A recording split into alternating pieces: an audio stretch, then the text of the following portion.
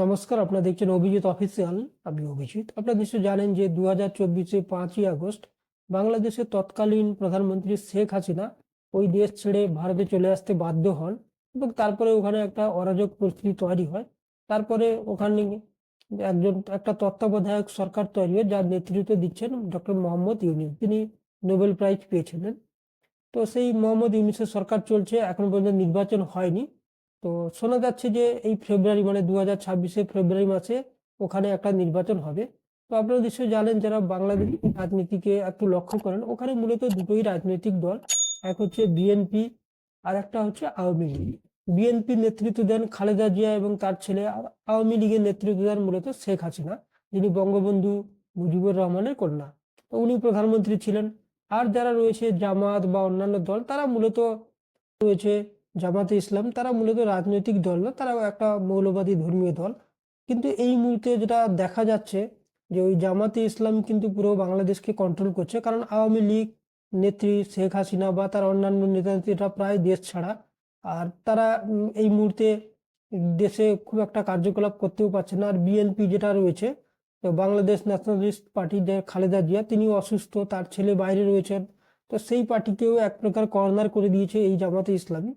তো এরাই মূলত এখন বাংলাদেশ চালাচ্ছে এবং উনার কথা অনুযায়ী 1900 চলছে।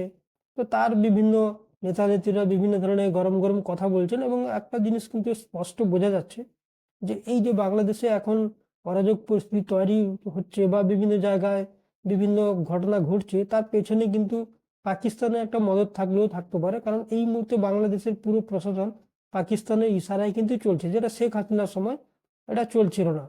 আপনারা নিশ্চয়ই দেখেছেন, কয়েকদিন আগে ওদের একজন নেতা, খুবই কম বয়সী, ইউনিভার্সিটিতে পড়াশোনা করতেন, তার নাম হচ্ছে ওসমান হাদি, তাকে কেউ গুলি করে হত্যা করে। তো তার প্রতিবাদে বিভিন্ন জায়গায় যেভাবে সংবাদপত্রের অফিসে আগুন ভাঙচুর ইত্যাদি চলছে, তো সেটা কোনোভাবে কাম্য না। আবার হিন্দু সম্প্রদায়ের মানুষকেও মানে পিটিয়ে পুড়িয়ে মেরে ফেলছে। এই ধরনের বর্বরোচিত কাজ কিন্তু আমরা আফগানিস্তানে দেখেছিলাম। বাংলাদেশে কোনোদিন এই ধরনের কাজ হবে আমরা কখনো ভাবতেই পারিনি। আপনারা যদি মনে করেন যে আমাদের ভারতের যে কটা প্রতিবেশী দেশ ছিল, ব্যক্তিগতভাবে আমাকে জিজ্ঞেস করলে আমি বাংলাদেশকে সবসময় ভালোবাসতাম, এখনো ভালোবাসি। তার কারণ হচ্ছে বাংলাদেশ কিন্তু খুব কম সময়ে, মানে অল্প দিনের মধ্যে খুব দ্রুত উন্নতি করেছিল, বা ওদের শিক্ষা দীক্ষার হারও ভালো, বা ওদের কালচার ভালো। আমাদের বাঙালি একই আমাদের কালচার, প্লাস ওখানে কিন্তু এই বাঙালি আনা জিনিসটা অনেকটাই রয়েছে। তো সেই হিসাবে বাংলাদেশ কিন্তু যথেষ্ট ভালো, যদিও মৌলবাদী কার্যকলাপ ওদের কিছুটা আগেও ছিল, যারা বিএনপি গভর্নমেন্টের সময়। শেখ হাসিনা কিন্তু এগুলোকে পুরো অনেকটা কিন্তু আটকে দিতে পেরেছিলেন। কিন্তু উনি ক্ষমতাচ্যুত হওয়ার পরে ওই দেশে ওইসব মৌলবাদী বা সংগঠন যারা রয়েছে, তারা রমরমিয়ে করে চলছে এবং তারা যা ইচ্ছা তাই করছে। আপনারা নিশ্চয়ই দেখেছেন যে সংবাদপত্রে অফিস যেমন আগুন দিয়েছে, তেমনি একজন হিন্দু সম্প্রদায়ের মানুষ দীপু দাস, তাকে পিটিয়ে মেরে তাকে গাছে ঝুলিয়ে পুড়িয়ে মারা হচ্ছে এবং তার ভিডিও করা হচ্ছে। এইসব দৃশ্য কিন্তু আমরা আফগানিস্তানে দেখেছিলাম। বাংলাদেশে হবে এটা কখনোই ভাবা যায় না, কারণ বাংলাদেশে কিন্তু আফগানিস্তান নয়। আফগানিস্তানে যেমন তালিবানরা রয়েছে, তাদের না আছে শিক্ষা, না আছে কোনো কালচার। কিন্তু বাংলাদেশের যারা হিন্দু বলুন মুসলিম বলুন, তাদের মধ্যে একটা ভালো শিক্ষা রয়েছে, একটা কালচার রয়েছে, ভালো একটা সোশ্যাল সোসাইটি রয়েছে। সিভিল সোসাইটি ওখানে অনেক উন্নত, যথেষ্ট তাদের শিক্ষা দীক্ষার মান কিন্তু অনেক ভালো। ওখানে ভালো ইউনিভার্সিটি থেকে, মেডিকেল কলেজ থেকে অনেক কিছু রয়েছে। তো সেই প্লাস বাংলাদেশের যারা মানুষ, আমাদের পশ্চিমবঙ্গে তো অনেকেই আসেন ডাক্তার টাক্তার দেখাতে বা শপিং করতে, তাদের সঙ্গে আমরা যারা দেখেছি, তারা কিন্তু অনেকটা কিন্তু কালচারালি অনেক ডেভেলপড, বা অনেকটা কিন্তু ওই মানে আফগানিস্তানের তালিবানদের মতো ওই ধরনের মাইন্ডসেটের মানুষ না। অনেক কিন্তু ওরা লিবারেল টাইপের মানুষ। কিন্তু তাদের দেশে এখন যেভাবে চলছে, কিছু মানুষ যেভাবে এই অরাজক পরিস্থিতি তৈরি করছে, সেটা দেখে কিন্তু খুব খারাপ লাগছে। এবং একটা জিনিস কিন্তু বোঝা যাচ্ছে যে এইভাবে যদি চলতে থাকে, এবং একটা জিনিস আরো একটা স্পষ্ট বোঝা যাচ্ছে যে বাংলাদেশে এই মুহূর্তে যারা শাসক রয়েছে, তারা মূলত পাকিস্তানের ইশারায় চলছে, এবং তাদের টার্গেট কিন্তু এখন ভারত এবং ভারতীয় মানুষ বা ভারত বিদ্বেষী কথাবার্তা তারা বলছে। তো একটা জিনিস কিন্তু আমি এখনো বলছি যে বাংলাদেশ কিন্তু আফগানিস্তান নয়। বাংলাদেশের মানুষ কিন্তু অনেকটা ডেভেলপড, অনেক সিভিলাইজড।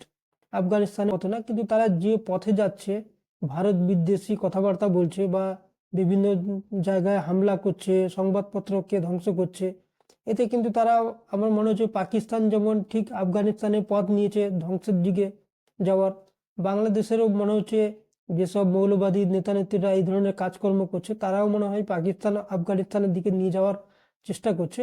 আলটিমেটলি কিন্তু এতে কিছু লাভ হবে না, বাংলাদেশেরই কিন্তু ক্ষতি হবে। বাংলাদেশ যে 1971-এর পরে আজ পর্যন্ত যে র্যাপিড গতিতে তাদের ডেভেলপমেন্ট হয়েছে এবং এশিয়ার পাশাপাশি অন্যান্য দেশের তুলনায় অনেক ভালো উন্নতি বাংলাদেশ করেছে, এটা তো অস্বীকার করে লাভ নেই।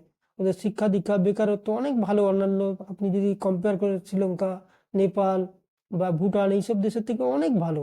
তো কিন্তু তারা এই যে সম্প্রতি তাদের যে শাসক, বিশেষ করে এই মৌলবাদীরা যেসব কাজকর্ম করছে, এগুলো যদি তারা করতে থাকে তাতে কিন্তু কিছু লাভ হবে না। পাকিস্তান তো এমনি শেষ, তাদের ইশারায় যদি চলে তো সেই দিকেই যাবে এবং তার ফল কিন্তু হবে কি, বাংলাদেশও কিন্তু ধ্বংসের দিকে এগিয়ে যাবে। ভারতের কিছু হবে না, ভারত তার বর্ডার সিল করে দিবে, বাংলাদেশের মানুষকে আসতে দিবে না। অলরেডি ভিসা, ওখানে মেডিকেল ভিসা ভারত বন্ধ করে দিয়েছে, ভারতের খুব একটা কিছু হবে না।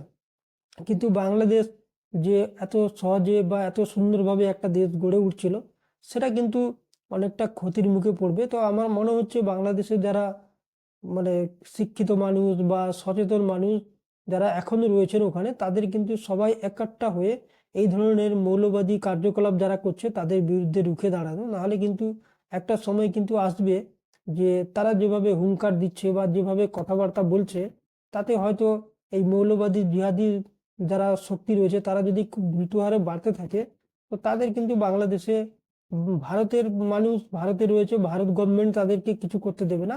বর্ডার ক্রস করে তারা কিছু করতেও পারবে না, ভারত 2 মিনিটে ওদের গুড়িয়ে দেবে।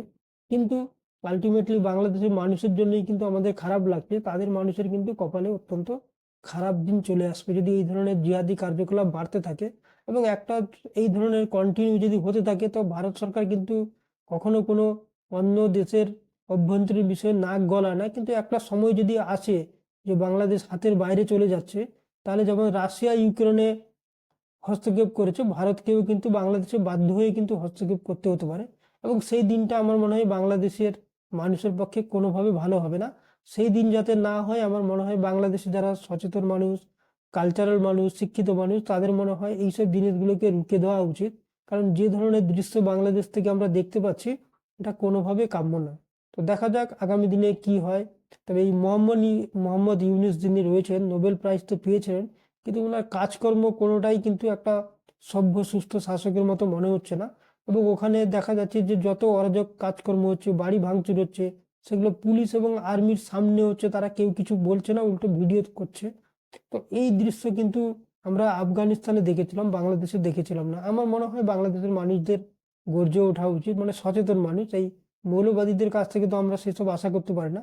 সচেতন শিক্ষিত যারা বাংলাদেশে একটা ভালো সাইজের পপুলেশন রয়েছে, যারা সচেতন শিক্ষিত লিবারেল টাইপের মানুষ, তাদের আমার মনে হয় এই মৌলবাদীদের বিরুদ্ধে এখনই রুখে দাঁড়ানো উচিত। নাহলে কিন্তু পরিস্থিতি হাতের বাইরে চলে যাবে, তার ফল কিন্তু বাংলাদেশের খুব একটা ভালো হবে না। তো দেখা যাক আগামী দিনে কি হয়, তার জন্য আমাদের অপেক্ষা করতে হবে। আজকে এই পর্যন্ত, আপনারা ভালো থাকবেন, সুস্থ থাকবেন, ধন্যবাদ।